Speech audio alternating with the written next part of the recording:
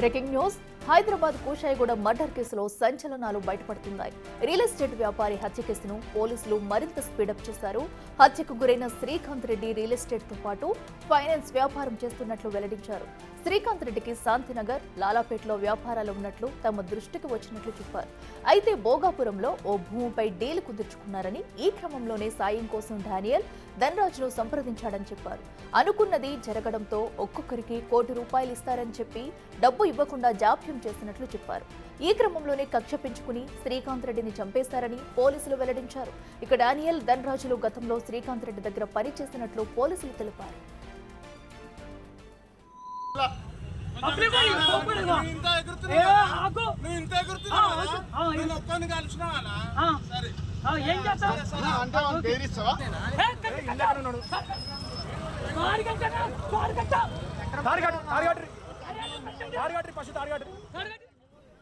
తన కార్యాలయం నుండి శ్రీకాంత్ రెడ్డి బయటకు వచ్చిన తర్వాత నిందితులు అడ్డగించి చంపేశారని స్థానికులు చెబుతున్నారు. తొలుత గొంతు కోసి ఆ తర్వాత కడుపులో కత్తితో పొడిచి మర్డర్ చేసినట్లు చెబుతున్నారు.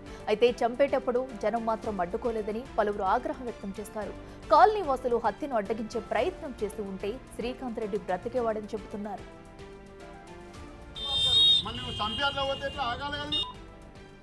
ఖాళీలా అట్లా జరగడం అంటే చాలా అన్యాయం సార్.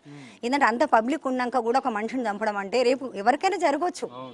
కానీ పబ్లిక్ అనేది ఏంటంటే కొంచెం ధైర్యం చేసి వస్తే మనం ఒక మనిషిని కాపాడిన వాళ్ళం అయ్యేవాళ్ళం అనుకుంటున్నాను నేను సార్.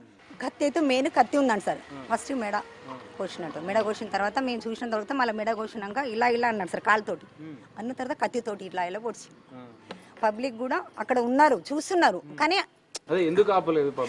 అదే వచ్చింది ఎందుకు ఆపలేదు, వీడియోలు తీసారు సార్. అదే వీడియోలు తీసే బదులు సరే ఒక 10 మందిని ఇంకా 10 మందిని పిలిచి వచ్చేసి ఆ ప్రాణాన్ని కాపాడితే ఎంత బాగుండేది చెప్పండి సార్ మీరే. అసలు ఏంటంటే అక్కడ వాళ్ళ ఫ్యామిలీ అదైపోయింది, పాపం భార్య పిల్లలు ఆగమైపోయారు. ఇక్కడ ఎవరైతే దాడి చేసిరో వాళ్ళు కూడా ఒక అమ్మననే కుట్టిరు కదా సార్. అంతగా మరి ఘోరంగా అంత అన్యాయంగా చంపుతారా సార్? ఇంకా వేరే ఎన్నో జరుగుతాయి.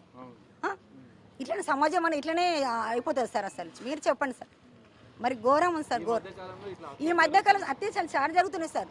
అసలు ఒక హస్బెండ్ ప్రజలు వీడియోలు తీస్తారు కానీ ఆపట్లేదు సార్. మనకు కూడా జరగవచ్చు రేపు. శ్రీకాంత్ రెడ్డిని కూషాయిగూడలో చంపిన ఘటనా స్థలం నుండి మరింత సమాచారం మా ప్రతినిధి సాగర్ అందిస్తారు. హైదరాబాద్ కూషాయిగూడలో ఓ రియల్ ఎస్టేట్ వ్యాపారిని ఆయన దగ్గర పనిచేసే 2 దుండగులు అత్యంత దారుణంగా హత్య చేశారు. ఈ ఘటన అనేది కుషాయిగూడ హెచ్బి కాలనీలో కలకలం రేపిన పరిస్థితి.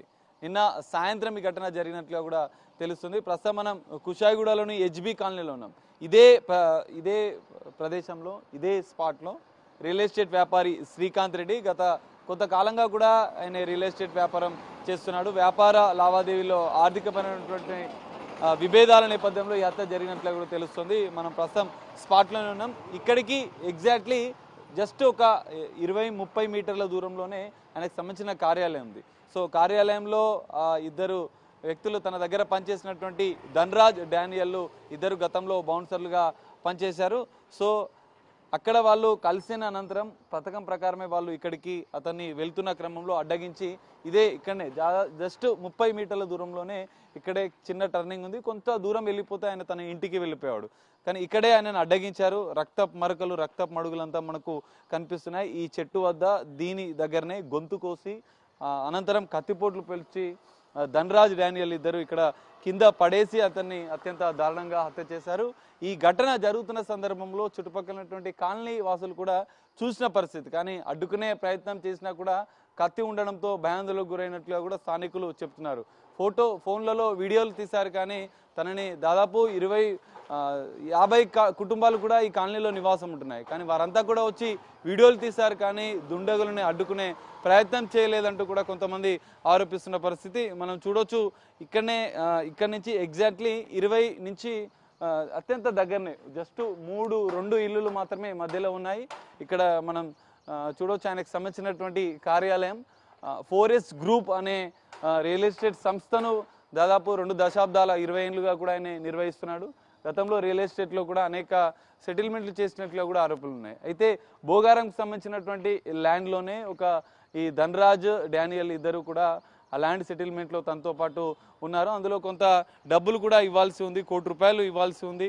అందులో తమకు డబ్బులు ఇవ్వలేదంటూ కూడా కొంత కక్ష పెంచుకున్నట్లు కూడా తెలిసింది. గత కొంతకాలంగా తనకు దూరంగా ఉంటున్నటువంటి ధనరాజ్ డానియల్ ఆ డబ్బుల విషయంలో వచ్చి ఇదే కార్యాలయం, మనం చూస్తున్నటువంటి కార్యాలయంలో సీసీ కెమెరాలు అంతా పకడ్బందీగానే తన కార్యాలయం ఉంది. మనం చూడొచ్చు. దీనికి సంబంధించినటువంటి ఆయన వాహనం కూడా లోపలనే ఉంది. ఇదే కార్యాలయంలో ధనరాజ్ డానియల్తో చర్చలు జరిగాయి. సో చర్చలు జరిగిన అనంతరం కూడా ఆ డబ్బుల విషయంలో విభేదాలు మాట పెరిగిన అనంతరం కూడా వాళ్ళకు గొడవ జరిగింది. అనంతరం వాళ్ళు బయటకు వచ్చారు. So Srikanth Reddy real estate వ్యాపారి తన కార్యాలయం నుంచి ఇక్కడనే 300 మీటర్లోనే తన ఇల్లు ఉంది. సో అక్కడికి వెళ్ళేందుకు బయటికి వచ్చాడు. సో బయటికి వచ్చిన తర్వాత కొంత ముందుకు వెళ్ళాడు. దాదాపు 20 మీటర్ల దూరం వెళ్ళగానే ముందస్తు ప్రణాళిక భాగంగానే కత్తి తెచ్చుకున్నటువంటి ధనరాజ్ డానియల్ 20 మీటర్ల దూరంలో ఆయన టర్నింగ్ దాటి ఇంటికి వెళ్ళిపోతాడు. సో అక్కడ సీసీ కెమెరాలు లేవని భావించి, ఎందుకంటే ఇక్కడ 2 సీసీ కెమెరాలు, మొత్తం మిగతా అపార్ట్మెంట్లలో కూడా సీసీ కెమెరాలు ఉన్నాయి. సో అక్కడ ముందుకు వెళ్ళిన తర్వాత ఆయనను అడ్డగించారు. యాక్టివా పైన ఆయనని అడ్డగించి తన పైన కత్తితో దాడి చేసి విచక్షణ రహితంగా పొడిచి హత్య చేసినట్లుగా కూడా తెలుస్తుంది. దీనికి సంబంధించినటువంటి వీడియోలు కూడా సోషల్ మీడియాలో వైరల్గా మారిన పరిస్థితి. ఇక్కడ ఉన్నటువంటి కాలనీ వాసులే వీడియోలు తీసి పోలీసులకు సమాచారం ఇచ్చారు. పోలీసులు వచ్చేసరికి అతను మృతి చెందినట్లుగా కూడా తెలుస్తుంది. మృతదేహాన్ని పోస్ట్మార్టం నిమిత్తం గాంధీ ఆసుపత్రికి తరలించారు. అయితే శ్రీకాంత్ రెడ్డికి భార్య, ఇద్దరు పిల్లలు, చిన్న పిల్లలు ఉన్నట్లుగా కూడా తెలుస్తుంది. గత 20 సంవత్సరాలుగా కూడా ఇదే ప్రాంతంలో నివాసం ఉంటున్నాడు. సో ఈ విధంగా హత్యకు గురవడంతో స్థానికులు ఒక్కసారిగా కలవరానికి గురవుతున్న పరిస్థితి. ఏదేమైనా ఇలాంటి ఘటనలు హైదరాబాద్లో మధ్యాహ్నం అందరూ చూస్తుండగానే ఇట్లాంటి దారుణాలు అనేది గతంలో కూడా జరిగాయి. ఈ తరహా ఘటనలు జరగకుండా పోలీసులు, స్థానికులు కూడా కొంత అప్రమత్తంగా ఉండాల్సిన అవసరం ఉంది. నిలువరించే ప్రయత్నం చేయాలి. ఎందుకంటే దాదాపు 20-30 మంది నిన్న హత్య జరుగుతున్న సందర్భంలో ఉన్నప్పటికీ కూడా పూర్తి స్థాయిలో అడ్డుకునే ప్రయత్నం చేయలేదు. ఫోన్లలో వీడియోలు తీశారు కానీ. సో దీనిపైన కొంత స్థానికులు కూడా కొంత అడ్డుకునే ప్రయత్నం చేయాల్సి ఉండే, ఒక ప్రాణాన్ని కాపాడాల్సి ఉండే అని కూడా కొంతమంది చెప్తున్న పరిస్థితి కనిపిస్తుంది. ఈ ఘటనపైన కుషాయిగూడ పోలీసులు కేసు నమోదు చేసుకున్నారు. ఇప్పటికే ధనరాజ్తో పాటుగా డానియల్ను కూడా అదుపులోకి తీసుకొని విచారిస్తున్నట్లుగా కూడా తెలుస్తుంది. ఆర్థికపరమైనటువంటి లావాదేవీల విభేదాల విషయంలోనే ఈ హత్య జరిగినట్లుగా కూడా పోలీసులు ప్రాథమికంగా నిర్ధారించారు. సో ఇద్దరిని అదుపులోకి తీసుకున్న నేపథ్యంలో వారిని రిమాండ్కి తరలించే అవకాశం కూడా